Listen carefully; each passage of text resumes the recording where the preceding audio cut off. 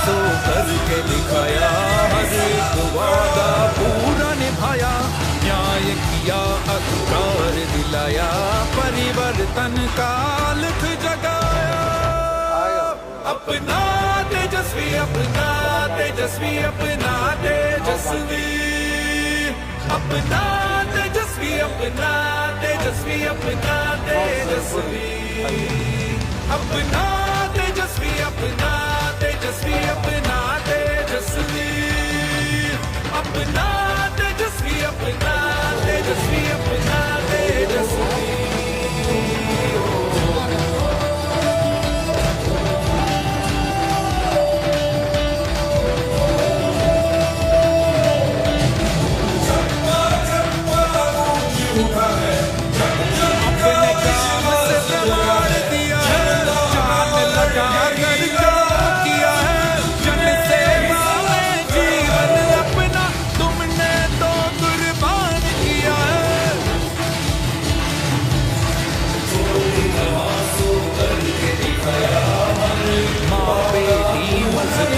किसानों की, पिछड़े गरीब और नौजवानों की, तुम ही बने आवाज सभी की, कीमत की सबके अपना तेजस्वी, अपना तेजस्वी, अपना तेजस्वी, अपना तेजस्वी, अपना तेजस्वी, अपना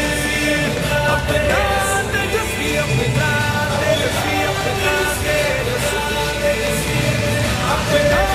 तेजस्वी, अपना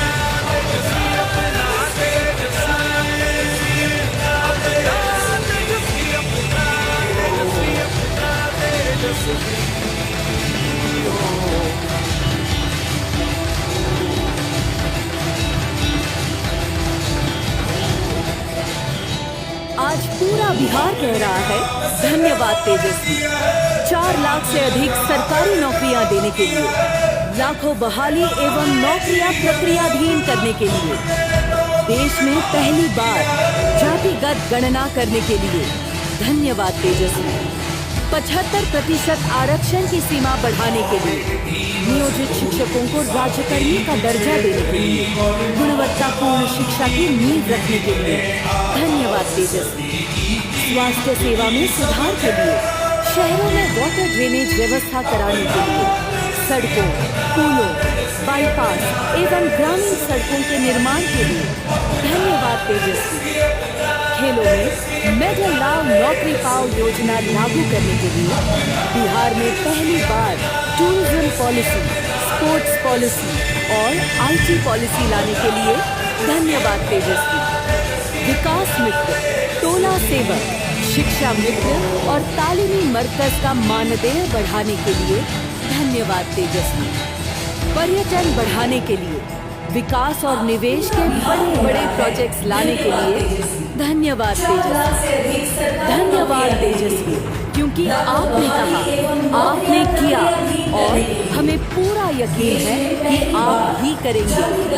आज आपकी सेवा और आपका काम देखकर पूरा बिहार एक स्वर में यही कह रहा है कि अगर बिहार का कोई संपूर्ण विकास कर सकता है तो वो है सिर्फ और सिर्फ तेजस्वी, अपना तेजस्वी। अपना तेजस्वी, अपना तेजस्वी, अपना तेजस्वी, अपना तेजस्वी, अपना तेजस्वी, अपना तेजस्वी, अपना तेजस्वी, अपना तेजस्वी, अपना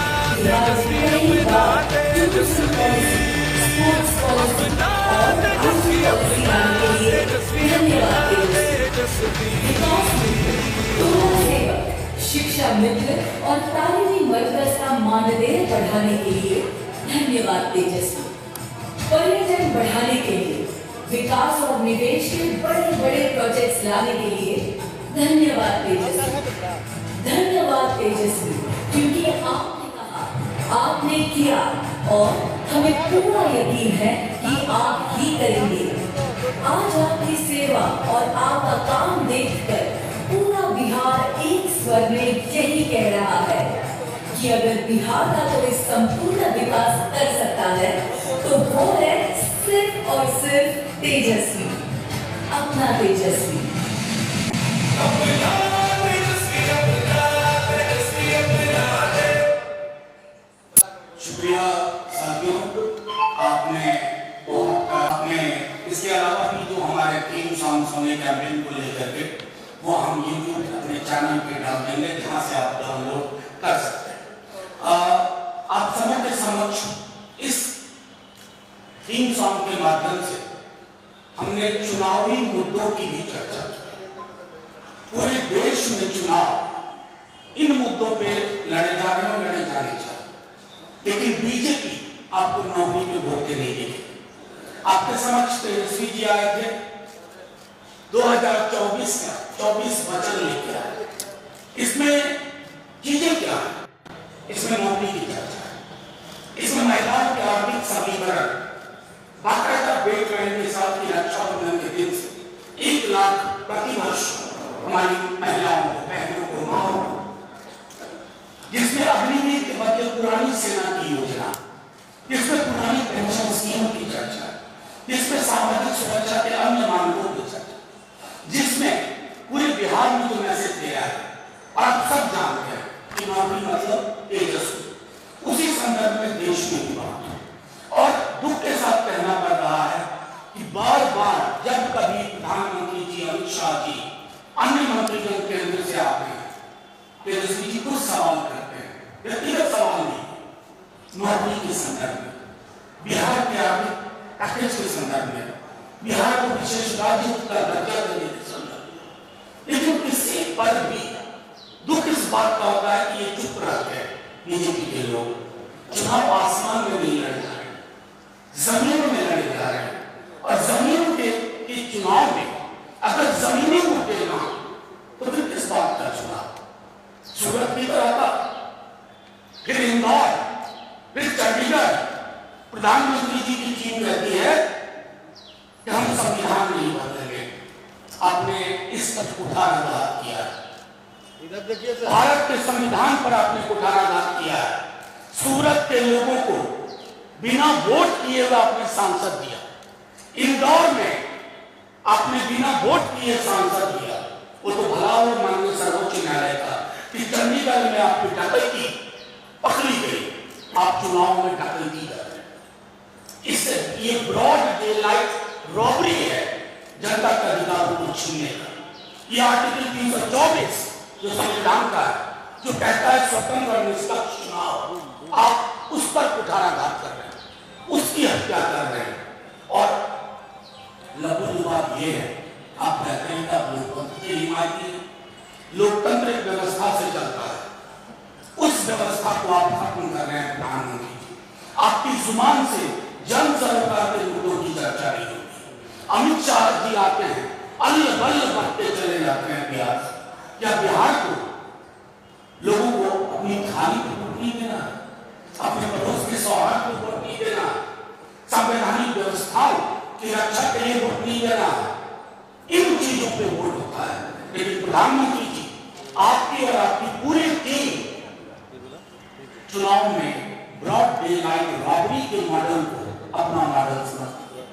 इसलिए जब हम कहते हैं बार बार, और हम ही नहीं कहते, पूरा देश एक स्वर में कह रहा कि आप पिछड़ों, दलितों, अकलियतों और प्रगतिशील धारा को खत्म करना चाहते हैं, उसका गला तोड़ देना चाहते हैं। फिर किस बात का चुनाव? कौन सा चुनाव? कौन सा आम चुनाव? आप लोगों के हाथ में उसके अधिकार नहीं देना चाहते। इसलिए ये जो कैंपेन सॉन्ग है, इसमें आप कोई आसमानी बात नहीं सुन रहे। टोला सेवा, तालीमी मरकज, आंगनबाड़ी, आशा, ममता, जितने स्कीम वर्कर्स हैं उनके मामले की चर्चा हो रही है। मनरेगा में मजदूरी बढ़ोतरी की चर्चा हो रही है, मैंडेट्स बढ़ाने की केंद्रीय विमर्श लाने की चर्चा हो रही है, बेहतर स्वास्थ्य की चर्चा हो रही है, और इन चर्चाओं से प्रधानमंत्री जी और उनकी पूरी टीम भाग रही है। तो ये जो भगोड़ा प्रवृत्ति है उनकी, वो मूलतः देश की संवैधानिक मान्यताओं और लोकतंत्र की आत्मा में चोट है। तो अगर आप सचमुच इसके प्रति जवाबदेह अभी भी मानते हैं, भारत का संविधान, देश तो इसी से चलेगा भाई। आपकी लाख कोशिश हो बंच ऑफ थॉट ले आए गोलवलकर साहब की, चलेगा नहीं वो। लोग भले आपको पिछले चुनाव में वोट कर दिए, लेकिन जहां प्रश्न भारत के संविधान का आएगा, एक वोट नहीं पड़ेगा, क्योंकि हमारी जिंदगी, हमारे सरोकार, हमारी सहूलियत, हमारे अधिकार, सब कुछ इस किताब से निर्धारित होता है। तो इस किताब पर जिनकी कुत्सित नजर है, बुरी नजर है, वो सावधान हो जाए, और जो कैंपेन सॉन्ग में जो मुद्दे हमने उठाए उन पर चर्चा हो तो बेहतर है। अब आपके कोई सवाल हो तो आप पूछ सकते हैं। जो सवाल प्रधानमंत्री उठा रहे हैं, जवाब तो आप लोग कुछ नहीं दे रहे। कौन सा सवाल है? वो लगातार मुद्दे गिरा रहा है, उस पर आप लोग नहीं, आप बताइए, दो तीन बताइए। वो जैसे मुसलमान रिजर्वेशन की बात कर रहे हैं कि ओबीसी का हक काट कर आप लोग मुस्लिमों को, इतना झूठा आदमी मैंने नहीं देखा। नहीं, एक मिनट, प्रश्न पूछ लिया, मैं समझ गया। इससे ज्यादा असत्य वचन बोलने वाला प्रधानमंत्री मैंने आज तक नहीं देखा। कौन सा रिजर्वेशन दिया किसको? झूठी बात है। जिन लोगों ने कोशिश की वो देवगौड़ा आपके साथ है। क्या बात कर रहे हैं आप? ये सवाल प्रधानमंत्री से पूछिए कि झूठ क्यों बोल रहे हैं, और सलीके से झूठ बोल रहे हैं। इनहेरिटेंस टैक्स कहीं पढ़ा आपने कांग्रेस के घोषणा पत्र में? बिल्कुल नहीं, बल्कि जयंत सिन्हा जी एक बार बोल रहे थे, जो उन्हीं की पार्टी के। तो जो व्यक्ति झूठ के खोल में ही रहता हो, उसके लिए बड़ा मुश्किल है उनके सवालों का क्या जवाब दे। आसमानी चीजें बोलते हैं, जमीन के मुद्दे नहीं है। 2 करोड़ रोजगार प्रति वर्ष का आएगा ना, 20 करोड़। आप में से कोई क्यों नहीं पूछ रहे हैं कि 20 करोड़ में से 20 लाख भी प्रधानमंत्री जी आपने नहीं दिया, और ऊपर से आप अब झूठ भी बोलने लगे। प्रधानमंत्री जी अगर खुद भी आएगा करके मूल्यांकन करेंगे तो वो देश के सबसे कमजोर प्रधानमंत्री हैं, जिनको झूठ का सहारा लेना पड़ता है। मंगलसूत्र किस बात का भाई? कोई मुद्दा बचा नहीं। अभी एक साहब हैं कर्नाटका के, आप सब जानते हैं, जिनके हजारों क्लिप्स हैं। वो कौन सा मंगलसूत्र का मामला था? उस पर प्रधानमंत्री जी के मुंह से एक शब्द नहीं सुना। आप कह रहे हैं उसको मजबूती दो, मैं मजबूत होऊंगा। कैसे कैसे लोगों से मजबूती की गुहार लगा रहे हैं। धिक्कार है। देश के प्रधानमंत्री हैं, विपक्ष का कोई अलग से प्रधानमंत्री नहीं होगा। हम शिकायत भी किससे करें? आपकी शिकायत आपसे कर रहे हैं। आप सत्य बोलना सीखिए। असत्य बोलते बोलते आप असत्य की ही दुनिया में रहे। कर्नाटक के जो है उसकी पोते का वीडियो जो है वायरल हो रहा है, मोदी ने उसके लिए वोट भी मांगा। पहली चीज, दूसरी चीज, तेलंगाना की सीएम जो है तलब किया गया है, वो वायरल वोट। देखिए, मैं बता रहा हूँ, तेलंगाना की सीएम को तलब करने इस बात को दर्शाता है कि जो सही जगह लगी है।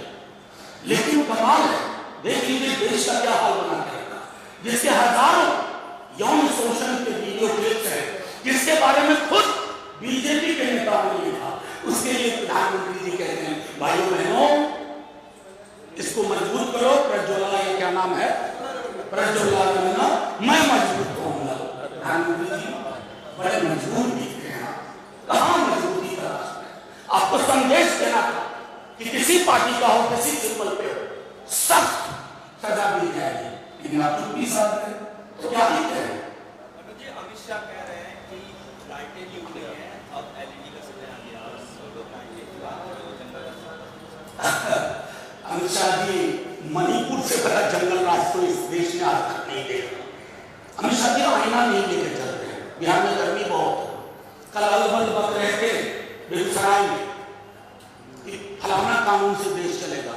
अरे ना उस कानून से देश चलेगा, ना मनुस्मृति से चलेगा, इससे चलेगा। और जिसकी समझ हमारे माननीय गृह मंत्री जी को नहीं है, जंगल राज की बात करते हैं अन्य हम शादी, इस लेवल पर नौकरी देके दिखाइए ना। अगर 5 लाख नौकरी देना जंगल राज का प्रतीक है, तो मैं चाहता हूं आप भी ऐसा जंगल राज बनाइए। अगर स्वास्थ्य सेवा बेहतर करना जंगल राज है, तो आप भी बनाइए ऐसा ही जंगल राज। अगर महिलाओं के सबलीकरण की बात करना जंगल राज है, तो आप भी बनाइए, लेकिन आप बना नहीं सकते। आपके अंदर न पॉलिटिकल समझ है, न पॉलिटिकल विजडम है। आप और आपके कप्तान साहब, आप लोग झूठ की खेती करते हैं, नफरत की फसल बोते हैं। बस मुझे इतना ही कहना है। एक सवाल एक मिनट ये प्रधानमंत्री ने कहा है कि कर्नाटक मॉडल जो है कांग्रेस और विपक्ष वाले डेवलप करना चाहते हैं, बल्कि सुप्रीम कोर्ट ने उन्हें कहा है और धर्म के आधार पर आरक्षण देना चाहते हैं। देखिए, मैं इसलिए कह रहा हूँ, आपने इसको ये सवाल पूछा जा चुका और मैंने जवाब दिया कि जिन्होंने इसकी पहल की थी वो आज आपके पहलू में बैठे हुए हैं, जिनका नाम देवेगौड़ा है। कांग्रेस और हमने कभी भी सामाजिक न्याय को लेकर के हमारा दृष्टिकोण बिल्कुल साफ है। हम बंद थॉट वाले लोग नहीं है। प्रधानमंत्री जी, मैं बार बार दोहरा रहा हूँ, इस चुनाव में हर चरण के बाद फिसल रहे हैं और ये फिसलन इतनी ज्यादा होती जा रही है कि मुझको लगता है तीसरे चरण के बाद मस्तिष्क की जो सिराएं कंट्रोल करती है कि आदमी क्या बोले क्या ना बोले, उन सिराओं ने अपना काम करना बंद कर दिया। तो मैं तो इतना ही कहूंगा कि प्रधानमंत्री जी रोजगार, जन सरोकार के मुद्दे पर सामने आइए, बात करिए, इस किताब पर बात करिए। अगर हो सके एक बार ढंग से पढ़ लीजिए या पढ़वा लीजिए, बाकी सारी बातें बेमानी है। प्रधानमंत्री जी, सलीकेदार झूठ का जमाना लग गया, नफरत की फसल का जमाना लग गया। प्रधानमंत्री कह रहे हैं कि विपक्ष अशांति पैदा करना चाहता है। आपको लगता है ऐसा? अगर आपको नहीं लगता है तो उनका कहना बेमानी। मैंने कहा कि प्रधानमंत्री जी का काफी हद तक कंट्रोल खत्म हो गया है। चुनाव की जो दस्तक आ रही है उससे वो परेशान है। अशांति फैलाना चाहता है, न्याय की बात करना अशांति फैलाना, नौकरी की बात करना अशांति फैलाना है, आय की असमानता खत्म हो इस देश में, ये अशांति फैलाना है। असल में प्रधानमंत्री जी अपनी शांति खो चुके हैं, उनको सर्वत्र अशांति दिख रही है, लेकिन ये उनका व्यक्तिगत मामला है। देश शांत है, न्याय की दिशा में अग्रसर है और न्याय पथ पर चलता रहेगा इस किताब के सहारे। बाकी प्रधानमंत्री जी समझदार। Thank you sir. प्रधानमंत्री पद का जो शुरुआत है आपके तरफ से कौन होगा, क्योंकि वो सवाल लगातार उठा रहे हैं, क्या एक साल के प्रधानमंत्री आपको देना चाहते हैं? ये सरकार से मांगे आपको। आपने कभी सुना है ऐसा? कभी नहीं सुना होगा। ये फिर एक झूठ है, क्योंकि पता चल रहा है कि हम चुनाव लूज कर रहे हैं।